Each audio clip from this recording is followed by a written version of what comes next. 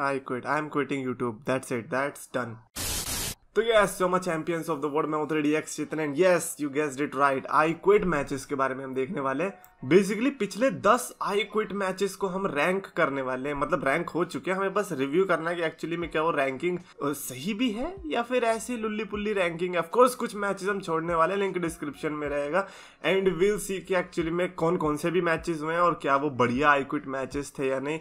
जिसकी शुरुआत ही हम करेंगे सीना वर्सेस द मिज के ओवर द लिमिट 2011 से। First of all I was not expecting के लाइक जो हम पिछले 10 आई क्विट मैचेस की बात करेंगे उसमें हम 2011 तक भी पहुंच जाएंगे। भाई ये तो 11 साल पहले की बात हो गई।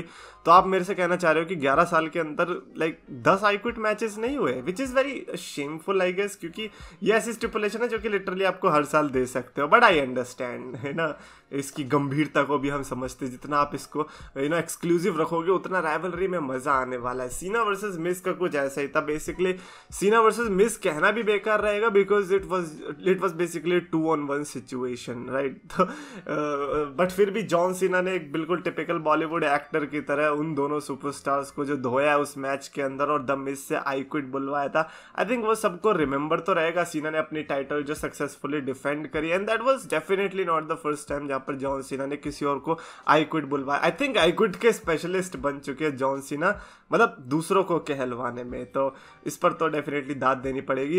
एंड थैंकफुली कि ये लाइक नंबर 10th पर रखा हुआ है मैच, बिकॉज मेरे को लगता है कि इससे भी बढ़िया बढ़िया मैचेस हुए हैं आई क्विट के। तो इसीलिए सीधा अगले नंबर पर बढ़ते हैं जो कि है सीधा नंबर 6 पे। यस, बीच के हम 3 मिस करते हुए नंबर 6 पर बढ़ते हैं। Jeff Hardy versus Matt Hardy backlash 2009। Thank you.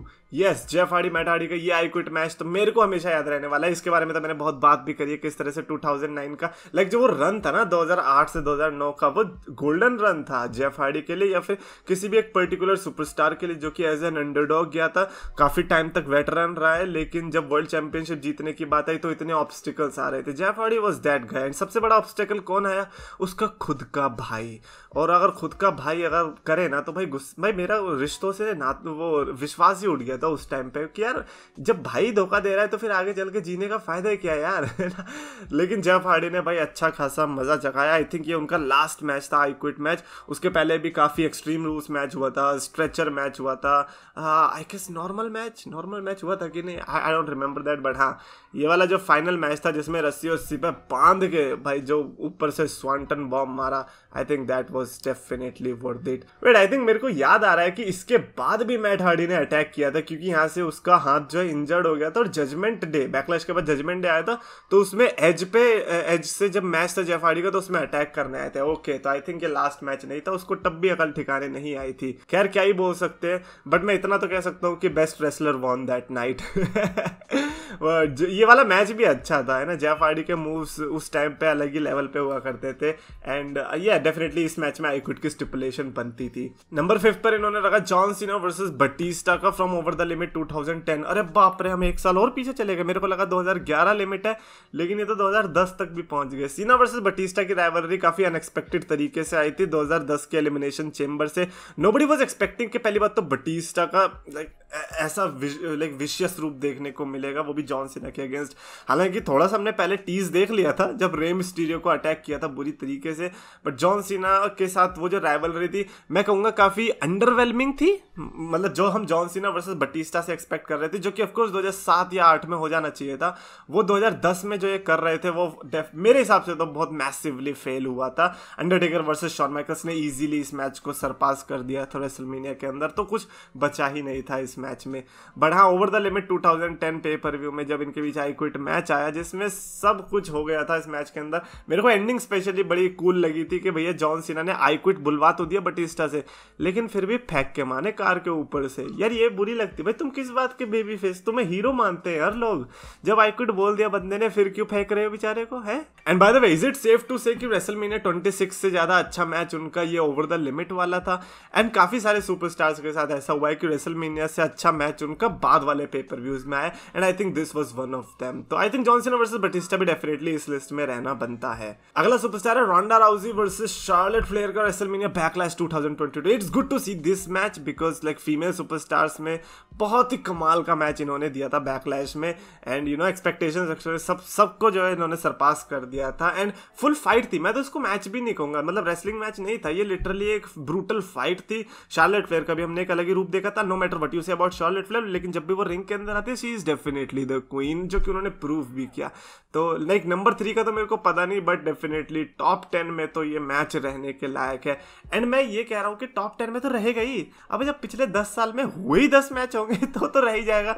नहीं, फिर उस हिसाब से अगर मेरे को रैंक करना होगा तो ठीक है, number 3 is definitely a good position for that match. Number 2 पर है John Cena versus Randy Orton breaking point 2009। अरे ले, ये 1 साल और पीछे, 11 से 10 गए, अब 10 से 2009 में चले गए हम। ये मेरा one of my favourite I quit matches था, क्योंकि इनके बीच जो वो मैच हुआ था ना, आयरन मैन मैच, और फिर ये लाइक 2009 में ब्रेकिंग पॉइंट में जो मैच देखने को मिला था, I think these two one of my favourite matches of all time, at least उस ईयर के लिए। मतलब अलग ही लेवल पे एड्रेलिन चल रहा था हम लोग का, और हम लाइक कह रहे थे कि यार रैंडी ऑर्टन नहीं जीतना चाहिए, नहीं जीतना चाहिए। एंड इस मैच में तो बहुत गंदा वाला मारा था रैंडी ऑर्टन ने, बट जब भी वो हथकड़ी आ जाती है ना, हम कहते हैं कि बस अब तो मैच अपने कब्जे में। और रैंडी ऑर्टन के जो रिएक्शंस थे ना उस मैच के अंदर, प्योर गोल्ड थे। मतलब एक जो हील होता है ना, उसको कैसे रिएक्शंस देने चाहिए, वो रैंडी ऑर्टन से आई थिंक उनको सीखने चाहिए, वो भी स्पेशली 2008 से 2009 वाले रैंडी ऑर्टन से। दैट वाज लाइक वेनम वो जहर उगलता था उस टाइम पे रैंडी ऑर्टन। तो हैया डेफिनेटली इस मैच को नंबर 2 या नंबर 1 पे तो मैं इजीली रख सकता था। दैट डिपेंड्स कि नंबर 1 पर है कौन सा। एंड नाउ नंबर 1 पर हम बढ़ते हैं। It is none other than but the Roman Reigns versus Jey Uso Hell in a Cell 2020 story line at its peak. ThunderDome era को किस तरह से डिफाइन किया था बेली, रोमन रेंस, इन लोग ने। And these were some of the matches जो कि आपको थंडरडोम एरा में याद रहेंगे। हेल इन अ सेल में जब जे ऊसो भाई वर्सेस भाई देखने को मिला। ओ बाय द वे, उधर भी Jeff Hardy versus Matt Hardy भी भाई वर्सेस भाई था, और इधर भी भाई वर्सेस भाई ही देखने को मिला। That is interesting. लगता है भाइयों के बीच कुछ ज्यादा ही दुश्मनी पल रही है कि सीधा आई क्विट तक पहुंच जाती है बात। बट हाँ, Roman Reigns versus Jey Uso, I don't know about number 1, but I think मैं सही में सीना वर्सेस ऑर्टन को नंबर 1 पर रखता, बिकॉज मेरा बचपन उससे जुड़ा हुआ है। लेकिन रोमन वर्सेस जे ऊसो भी डेफिनेटली उतना ही कमाल का था, बिकॉज एक स्टोरी लाइन थी ना, और ऊपर से सिर्फ आई क्विट नहीं था ना भाई, हेल इन अ सेल भी था। तो जो डबल स्टिपुलेशन का मजा था, जो कि वो TLC एक्सट्रीम रूल्स में स्टिपुलेशन नहीं डाल रहे थे, वो एक ही मैच में उन्होंने स्टिपुलेशन डाल के कसर पूरी कर दी थी। एंड जो ट्राइबल चीफ का कैरेक्टर था, मैं कहूंगा कि वहां से ग्रो होना शुरू हो गया था। एंड जो लेजिट हेट मिलनी चाहिए थी रोमन रेंस को, वो वहां से मिलनी शुरू हो गई थी। मेरे को अभी भी लगता है कि शायद से जे ऊसो थोड़ा और कंटिन्यू करते ना, रोमन रेंस को टीज करना अच्छा रहता। बट हाँ भाई, बंदा कितनी बार हारेगा, 1-2 बार हार के अकल तो आई जानी चाहिए थी, जो कि जे ऊसो को आई भी थी। End of course Jimmy Uso को पिटते हुए देगा, that was so emotional. And specially Roman Reigns की एक्टिंग, आई थिंक ये अभी मेरे को समझ आ रहा है कि यार नंबर 1 पे तो डेफिनेटली रहना बनता था, because it was just not I quit match, it was full thriller movie and emotional movie and romantic movie. मतलब सभी मूवी का जॉनरा जो है इस मैच के अंदर था। तो ये थे कुछ ऐसे आई क्विट मैचेस जो कि पिछले 10 साल में हमें देखने को मिले। 10 साल तो नहीं है, खैर ये अच्छा last 10 I quit matches. Okay, that make sense. तो मैं इससे तो ये टेक अवे निकाल पा रहा हूँ कि भाई हर साल कोशिश करो कि एक आई क्विट मैच हो। क्यों इतना टाइम दे रहे हो कि तुम्हें, अगर हम 10 आई क्विट की बात करें तो सीधा 2009 तक जाना पड़ सकता है। That is very bad. Anyways definitely comments में लिखकर बताना अपना फेवरेट आई क्विट मैच। अगर आप मेरे से पूछोगे तो मेरा भी या तो देखो जॉन सीना वर्सेस ऑर्टन का है, या फिर रेंस वर्सेस ऊसो का है। दोनों अलग अलग एरा से हैं, तो दोनों पिक कर सकते हैं। कमेंट्स में लिखो। अगर आपको वीडियो पसंद है तो प्लीज लाइक करो, शेयर करो, चैनल को सब्सक्राइब करो। रेसलिंग फैंस को पास बुलाया, मीठे शब्दों से सबका दिल था चुराया, अपने नाम का सच टर्म था बनाया, 2 लाख का इसने परिवार था जुटाया। पर समय की मार है, ये मेहनत की हार है, ये खुद को बदलना तो मेरे शब्दों के विचार है। अफसोस है कि आज सबने इसको भुलाया, फ्राइडेज को इसने RKO था लगाया, फ्राइडेज को इसने RKO